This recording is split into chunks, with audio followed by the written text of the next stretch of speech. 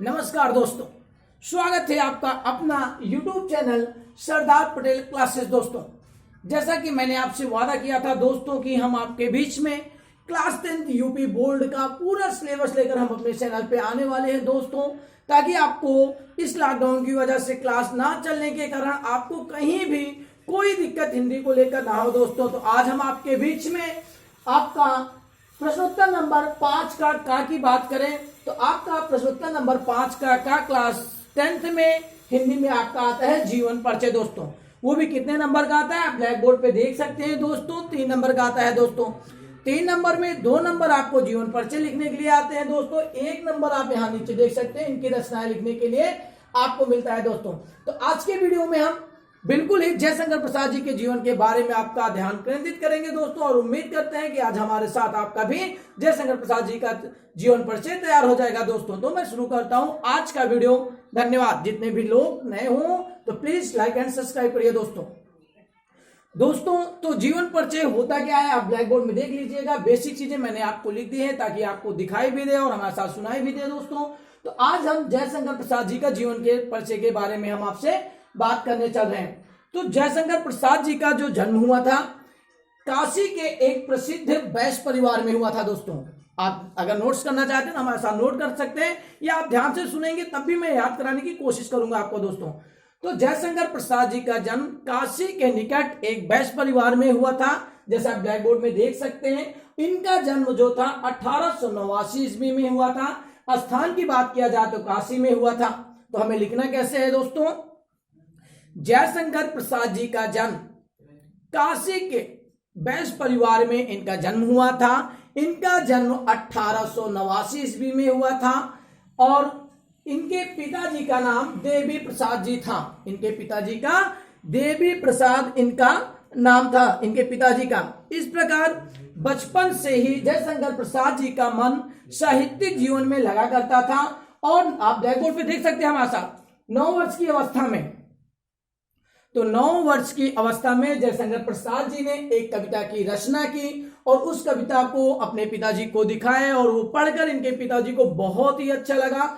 उन्होंने आप सबको बताया कि बेटा आप इतनी अच्छी कविता रचना करते हैं तो आप इस कविता को और अच्छी तरीके से लिखिएगा, हम आपको आशीर्वाद देते हैं कि आने वाले समय में आप इसमें बहुत आगे जाओगे। तो जयशंकर प्रसाद ने 9 वर्ष की अवस्था में एक कविता की रचना की और वो कविता पढ़कर उनके पिता ने कहा कि तुम बेटा आने वाले समय में साहित्यिक क्षेत्र में बहुत ही आगे जाने वाले हो दोस्तों।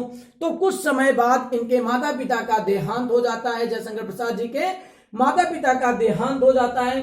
तो 17 वर्ष की अवस्था में, ध्यान देना है दोस्तों, आप ब्लैक बोर्ड में देख सकते हैं,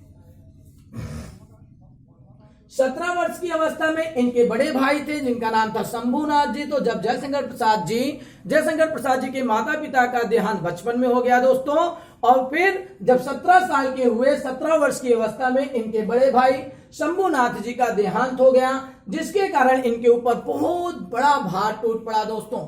तो हुआ क्या, जब इनकी शादियां हुई थी तो जयशंकर प्रसाद जी की 3 शादियां हुई थी दोस्तों। 3 शादियों में असमय कारण बस तीनों पत्नियों का इनका मृत्यु हो जाता है दोस्तों।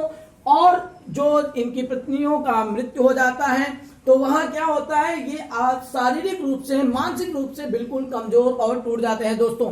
अगर एक्चुअली हम अपने ऊपर एग्जांपल लेकर आपको समझाएं दोस्तों, तो अगर हमारे साथ ऐसा हो जाए तो क्या होगा भाई, पापा मम्मी बचपन में समाप्त हो जाएं और हमारा बड़े भाई हो वो भी समाप्त हो जाए, पूरे परिवार की जिम्मेदारी हमारी आ जाए, फिर आपकी शादियां हो उसके बाद भी उनकी मृत्यु हो जाती है दोस्तों, तो क्या होता है, तो आपके ऊपर एक पारिवारिक सांसारिक कष्ट आपके ऊपर टूट पड़ता है। वही जयशंकर प्रसाद जी के साथ हुआ था दोस्तों। और इनका मन बिल्कुल ही पढ़ने में नहीं लगता था, इनका सारा समय साहित्य के क्षेत्र में बीता करता था। इसीलिए जब उनकी शादी हुई, तीनों पत्नियों का देहांत असमय मृत्यु हो जाता है दोस्तों, तो आपका क्या होता है, इनकी मृत्यु जो होती है, फिर जयशंकर प्रसाद जी को क्षय रोग हो जाता है दोस्तों। क्षय रोग आप जानते होंगे, जिसको हिंदी में हम लोग टीबी कहा करते हैं। तो क्या हुआ था, जयशंकर प्रसाद जी को क्षय रोग से पीड़ित होने के कारण 1937 ईस्वी में जयशंकर प्रसाद जी का निधन हो गया। ये स्वर्गवास इनका हो गया दोस्तों। तो आपको लिखना कैसे, एक बार डिटेल सुन लीजिएगा। जयशंकर प्रसाद जी का जन्म काशी के वैश्य परिवार में हुआ था इनका परिवार सुगनी साहू के नाम से जाना जाता था। इनका जन्म 1889 ईस्वी में हुआ था। इनके पिताजी का नाम देवी प्रसाद था।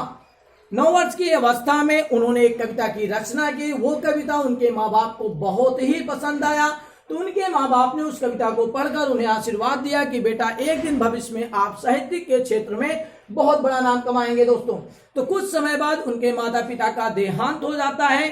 फिर उनकी पढ़ाई में की व्यवस्था उनके बड़े भाई शंभुनाथ जी ने की, लेकिन जयशंकर प्रसाद जी का मन पढ़ने में नहीं लगता था। 17 वर्ष की अवस्था में इनके बड़े भाई ध्यान रखना है दोस्तों, 17 वर्ष की अवस्था में इनके बड़े भाई शंभुनाथ जी का देहांत हो जाता है। उनके ऊपर पारिवारिक बोझ कष्ट टूट पड़ता है। दोस्तों, जयशंकर प्रसाद जी ने 3 शादियां की, लेकिन असमय काल में उन तीनों पत्नियों का देहांत हो जाने के कारण ये मानसिक तनाव इतना बढ़ जाने के कारण उनका क्षय रोग से पीड़ित हो जाते हैं। हमारे जयशंकर प्रसाद जी क्षय रोग से पीड़ित हो जाते हैं। क्षय रोग से पीड़ित होने के कारण इनकी मृत्यु 1937 ईस्वी में दोस्तों हो जाती है। अगर आप इतना लिखते हैं तो आपको 2 नंबर प्राप्त होता है। दोस्तों, फिर नीचे आप देख सकते हैं हमने रचना लिखी है। दोस्तों, रचना जो भी पूछा जाए, रचना पूछा जाए या भाषा शैली पूछा जाए, जो भी पूछा जाए, आज इस वीडियो में हम आपको रचना बता रहे हैं। अधिकतर रचना ही पूछी जाती है। दोस्तों, तो जयशंकर प्रसाद जी की रचना चंद्रगुप्त, अजातशत्रु, ध्रुवस्वामिनी, राजश्री आदि ये जयशंकर प्रसाद जी की प्रमुख रचनाएं हैं। दोस्तों, तो आपके क्लास 10th में प्रश्नोत्तर नंबर 5 के काम में आपके पेपर में 3 जीवन परिचय लिखने के लिए आता है। दोस्तों, 3 में से हमें लिखना रहता है 1। तो आज के वीडियो में हम जयशंकर प्रसाद जी का जीवन परिचय दे रहे हैं। अगला जब हम लेके आएंगे आचार्य रामचंद्र शुक्ल जी का जीवन परिचय लेकर आएंगे। दोस्तों, तो प्लीज आप हमारे चैनल को देखते रहिए।